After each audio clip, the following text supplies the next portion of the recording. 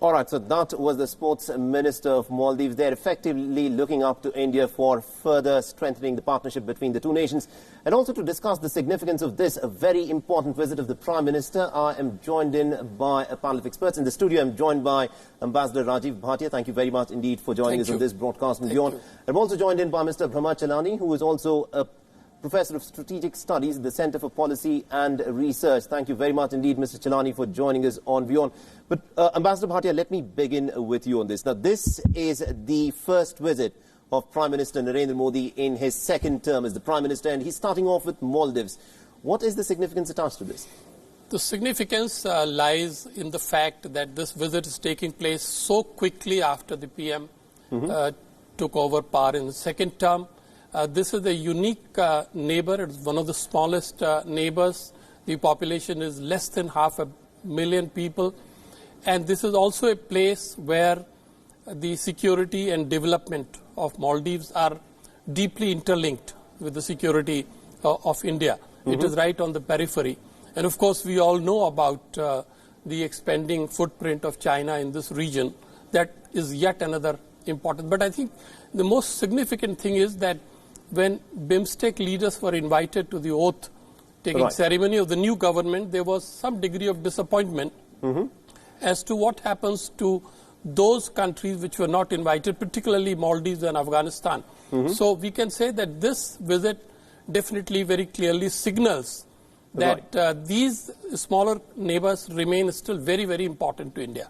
Absolutely. We'll discuss as to how significant these small neighbors are, and also the strategic location of Maldives is what makes the India-Maldives equation a very interesting one. Mr. Chalani, if I can bring you in on this, the fact of the matter is, we saw over the course of the last few years, China had been making inroads into Maldives through its developmental aid and also the construction debt that Maldives was getting into.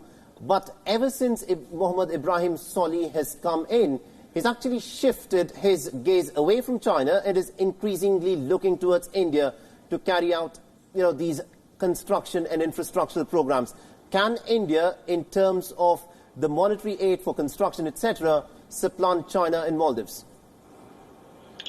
Well, under Solih's predecessor, the autocratic president Yamin, the Maldives developed a very close relationship with China, which created a debt problem for the Maldives.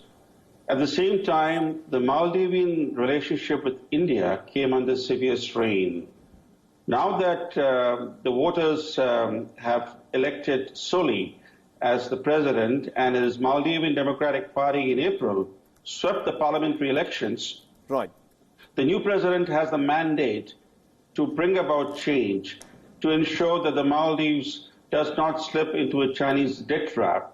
And India has been very generous in its economic assistance to the Maldives.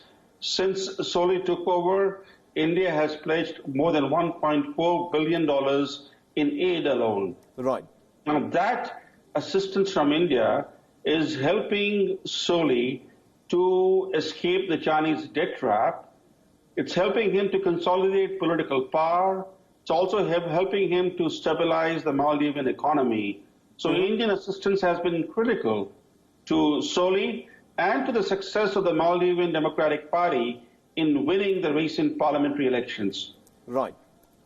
I think that's a significant point. Now, Ambassador, if I can, take this further here, because a lot of people talk about debt diplomacy that China practices, and that is exactly what it was trying to do in Maldives as well, by helping Maldives, or at least so to say that they were trying to help out Maldives in the construction of this bridge that linked Malé to the inner land. That reportedly cost almost about $600 million. There are estimates which say that Maldives is in debt to China to the tune of almost about $3.5 billion. Will it be easy for India to now try push the Chinese influence out and try, build closer relationship with Maldives? So first of all, I think that figure is contested. But this is, of course, the figure that was given by the former President Nasheed. He said that, look, there was an invoice that was given by China to us. I know, and China, for its part, has said, look, possibly they owe us $1.5 billion. There is a difference of opinion on this. Nevertheless, the fact is that the government of Maldives has gone on record saying that they are trying to measure the actual degree of debt. Whatever it is obviously sizable. The issue is what has to be done with regard to this debt is a decision by the government of Maldives. You are asking me right now to comment on what India should be doing. And I think that is the main important point. Let us bring it back to India. I think Maldives is a very important country, as we have already established. And now the political scenario has changed completely. You had the election of the president, and then you had the tremendous successful decisive victory of the ruling party MDP now. And so in that light, there is a very significant synergy and there is a very significant political coordination between Delhi and Malé. And that is what you're seeing in the last 5 or 6 months. I think India's strategy is very much to look at Maldives through its own prism and through the prism of the region and regional cooperation. And in that sense, I think this visit has been very astutely planned, as you said yourself. There is cricket, there is business, there is development partnership, and there is going to be very significant political understanding. We have every reason to be happy that it has been very beautifully planned. I think that's a very significant point. Let me take that across to Mr. Brahma Chilani. Mr. Chilani, over the course of the last decade, there was this talk of the string of pearls with which China was trying to encircle India.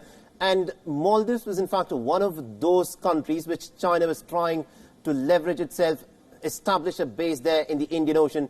Strategically, Maldives is very significant. And considering the fact that Narendra Modi's government is stressing on neighborhood first, is this effectively a message by Prime Minister Narendra Modi stating that, look, India is going to project its power in the Indian Ocean and perhaps the influence of China in the Indian Ocean would be limited?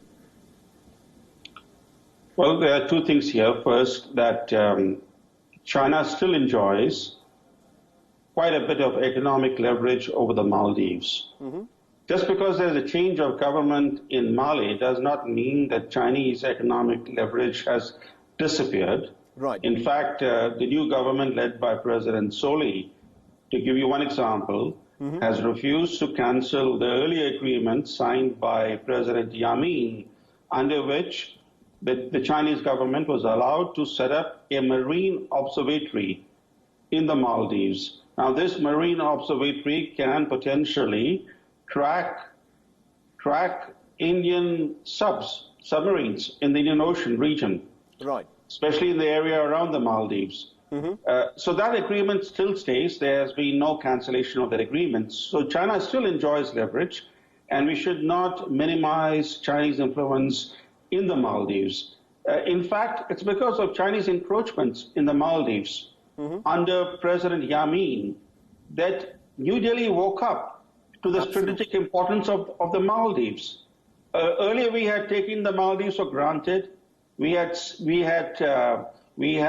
believed that because of Maldives' close cultural, economic, and historical ties with India, that India's influence and role in the Maldives was safe. Absolutely. Until the Chinese came in and began to supplant India, that's when India woke up to the strategic importance of the Maldives.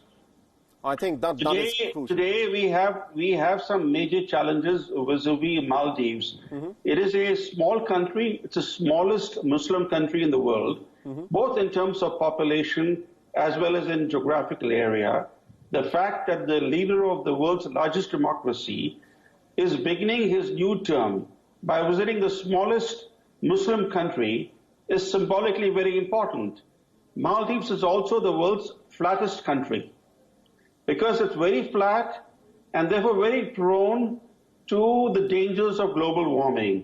The rise of oceans, for example, can result in the Maldives disappearing. So Maldivians are very conscious of global warming. But there's also a third facet about the Maldives, which few people seem to know about, which is that Maldives has a dubious distinction of having sent the world's highest per capita number of foreign fighters to wage jihad in Syria and in Iraq. The forces of Islamism, of radical Islam in the Maldives have been on the rise. They received state support under the old President Yamin, there was tacit state support for the Islamists. In fact, the Islamists were responsible for the ouster at gunpoint of President Nasheed, who was Maldives' first democratically elected president.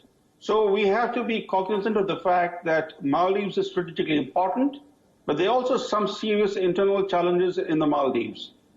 I think these are some of the issues that will be addressed in the bilateral that Prime Minister Narendra Modi will be having. And also, Ambassador, if I can also touch upon the other visit, the very significant visit that Prime Minister Narendra Modi will be making tomorrow. He'll be having a brief stopover in Sri Lanka. Tell us a bit about the symbolism of this visit in Sri Lanka, considering the fact that Narendra Modi is the first major world leader to be visiting Sri Lanka after these horrific serial bombings that had took place in April earlier this year. Yeah, Sri Lanka is yet another important neighbor. There's been a good deal of political exchanges in the recent years with Sri Lanka.